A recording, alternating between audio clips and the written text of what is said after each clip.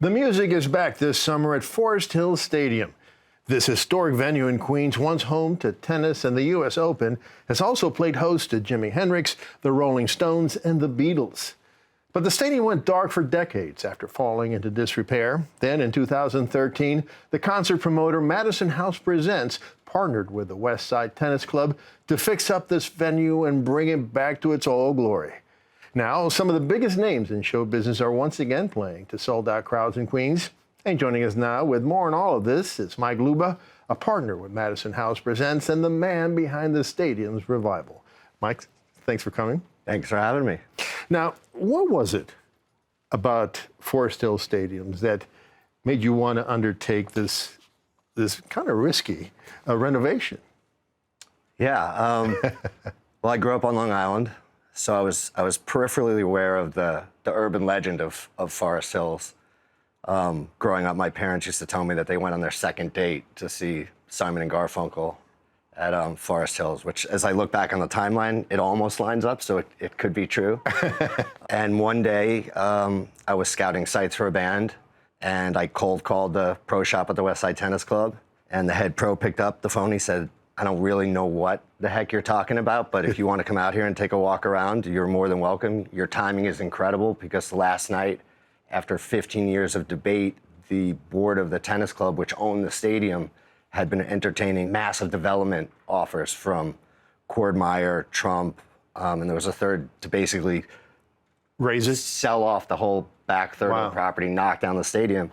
And to their immense credit, the members of the West Side Tennis Club, which at that point were probably an average age of 90, said, there's no way over our dead bodies you're going to knock down the spot where Althea Gibson broke the color barrier and the Beatles landed a helicopter on the front lawn and Billie Jean King refused to let the women play in the U.S. Open unless they were paid equally as the men. And, you know, the magic thing about Forest Hills was if I was given a chance to write a complete blank narrative backstory of the craziest, best place to ever work in the world, the actual reality of things that happened on that site transcend it and are even more bonkers. Wow.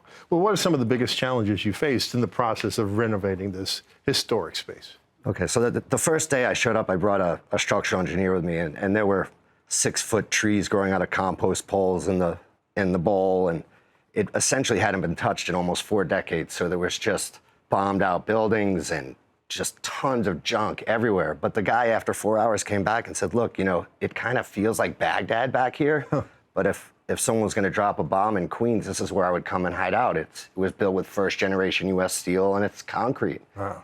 And most of the problems are cosmetic. And at that moment, we said, okay, it's going to be safe. And then that started the whole kind of trip down the rabbit hole. So the trip down the rabbit hole, did you say, was it in your mind at that point to recreate the stadium as it was in its glory days, or did you already have in mind, hey, we're going to do some funky stuff here? I think for sure our goal from the beginning was the place is so palpably magical when you're on the site that we wanted to protect that at all costs. We knew that if we just got it up to code, made the experience for the patrons better, put in bathrooms, real stage, we just brought it from 1923 to 2013. That was really the goal. Back in 2013, you hosted the first concert. Yeah. And you yourself have said, it didn't come out so good. Tell us what happened then. Yeah, so to make a real long story short, our good friends, the band Mumford & Sons, agreed to be the opening band. And we had spent the last couple of years around the world doing crazy shows for them. So they had some sort of faith that if we said, trust us, we're gonna get it together, they, maybe to their bravery, naivete, they said, all right, go ahead, you do it, we'll come and play. And what happened was about around 8:30 at night, halfway through the show, if someone went to the bathroom, they couldn't get back up the stairs to their husband or their wife or the boyfriend or their girlfriend. It had that feeling of teetering on, if this goes the wrong way, this is gonna be really disastrous. And the band's production manager is a world-class guy who spent years and years on the road with Pearl Jam. And just by pure coincidence, the two of us had been on stage in Holland together at a festival while Pearl Jam was playing, and both of us saw 17 kids get crushed in front of us. God. And I walked over to him, and he looked at me, and I said, okay. And we went up to the captain of the police department. We said, hey, boss, not super comfortable. You want me to get the band to stop playing, turn the music down, turn the lights on, stop the show? And in kind of a classic New York moment, he was reading the paper. He looked up at me. He's incredible, one of my favorite people. He had Prince tattooed on his knuckles, and he put his Prince arm on my shoulder and said, "Go with God." And I'm like, holy mackerel, Cap. I don't want to go with God. I want to go with the New York City police.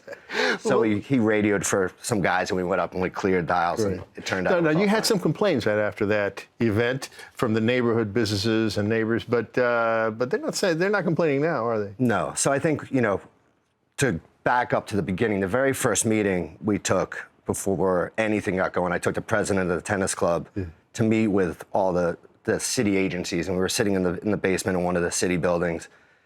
And basically, 100% of the people involved were like, this will never work. Yeah. Zero chance. The neighbors won't deal with it. We, the cops, don't want to deal with it. We, the fire department, don't.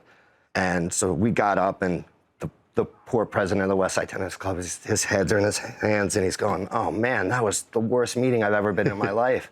I was like, El Presidente, that was great. This is how all the great ones start. Yeah. So we went from that to that night at 10 o'clock when the concert was over, and we knew it had been kind of a mess. Since we ticketed it ourselves, we sent a note to every single person who bought a ticket which said, hey, if you didn't have a truly great time tonight, email us back and we'll refund your money, no questions asked. And in a classic New York sociological study, the first 300 emails we got were, hey, I had a truly awful time. It was miserable. And then it degenerated down to we got 3,000 emails in the end, and the last 2,000 of them varied from, I've seen Mumford & Sons 10 times, this was only the second best time, thanks for my money back. Or the keyboardist wasn't as cute tonight as the last time I saw him, thanks for my money back. But I think once we did that, we ended up refunding almost $450,000. The elected officials saw it, the police saw it, the fire folks saw it, the neighbors saw it, and after that first show, the magic of the stadium was it was like an onion that just peeled all the layers back, and we immediately knew what we had to do. So we bought a real stage, we put in real benches, we made real double-wide aisles, and ever since then, it's been just an ongoing project to and refine the people, refine. From everything I read, it's glowing reviews from all the neighbors. So I have to close with this. Who's coming up? Who's performing this summer and beyond? Yeah, we have some great ones this summer. So Elvis Costello and Blondie are going to play together. Wow. Willie Nelson and Nathaniel Rateliff are going to play together. Jethro Tull is coming back on their 50th anniversary. We're doing our first kids show with JoJo Siwa, who just turned 16. All sorts of good stuff. Yeah. It's been a real treat to be involved. Well, Mike, I tell you, this is a real New York treasure that you revived. Thank you so much for that, and thank you so much for joining us today. You got it. Thanks for letting us tell the story.